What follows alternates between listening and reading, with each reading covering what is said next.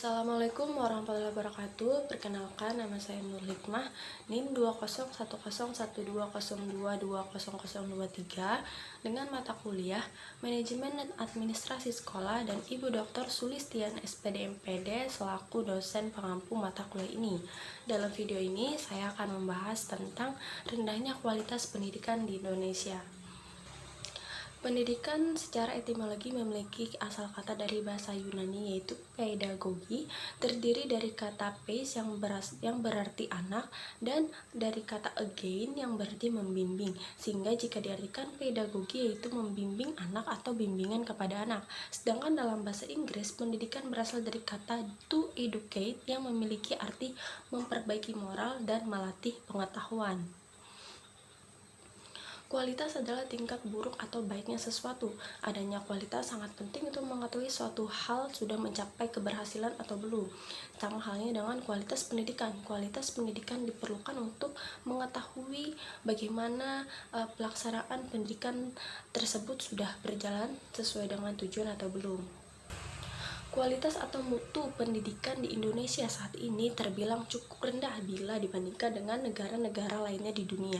Dengan melihat realita ini, Indonesia perlu terus mengupayakan yang terbaik demi mewujudkan pendidikan yang sesuai dengan tujuan pendidikan nasional dalam Undang-Undang Nomor 20 Tahun 2003 tentang Sistem Pendidikan Nasional Pasal 3, yakni pendidikan yang dapat mengembangkan potensi peserta didik menjadi manusia yang bertakwa kepada Tuhan Yang Maha Esa, berilmu, berakhlak mulia, kreatif, mandiri, serta dapat menjadi warga negara yang demokratis.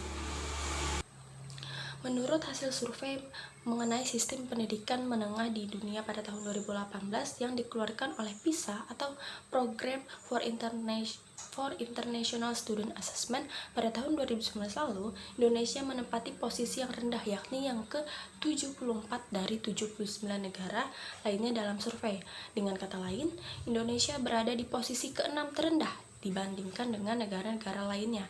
Hal ini merupakan kondisi yang sangatlah memprihatinkan. Tentu sangat disayangkan dengan sumber daya manusia yang cukup banyak.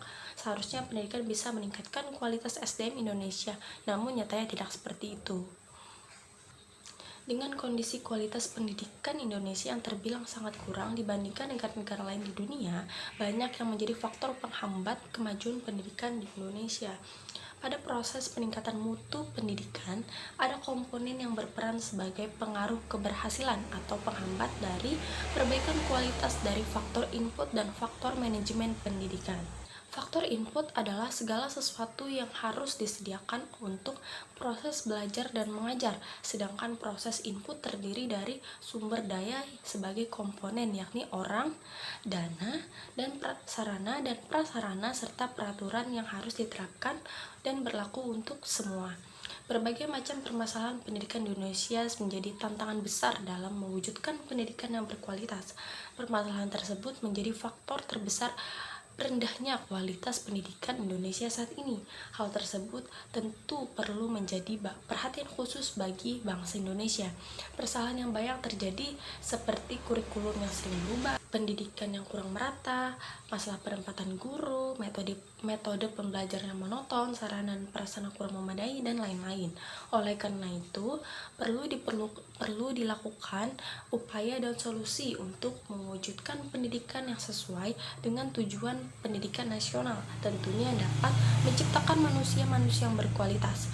Solusi yang dapat dilakukan seperti pembangunan gedung atau ruang belajar untuk siswa di setiap daerah, melakukan gotong royong antar warga untuk merawat dan menjaga fasilitas yang diberikan, mengirimkan guru-guru profesional ke daerah-daerah yang terpencil atau kurang terperhatikan, adanya program untuk pendekatan kepada warga atau melakukan edukasi tentang pentingnya pendidikan atau mendatangi rumah-rumah warga, adanya universitas terbuka seperti saat ini sudah banyak diterapkan di berbagai daerah, menetapkan kurikulum sesuai dengan yang dibutuhkan, memenuhi kebutuhan sarana dan prasarana, mengadakan kegiatan-kegiatan sederhana seperti kursus, program literasi, menjalin hubungan wali murid, dan memanajemen semua yang ada di sekolah dengan baik, dan lain-lain sebagainya.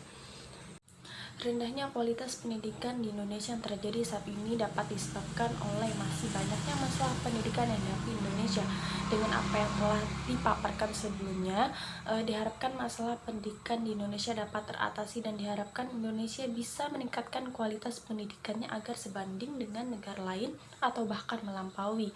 Kualitas pendidikan di Indonesia yang cukup memprihatinkan menyadarkan kita bahwa Indonesia membutuhkan kita untuk memperbaikinya.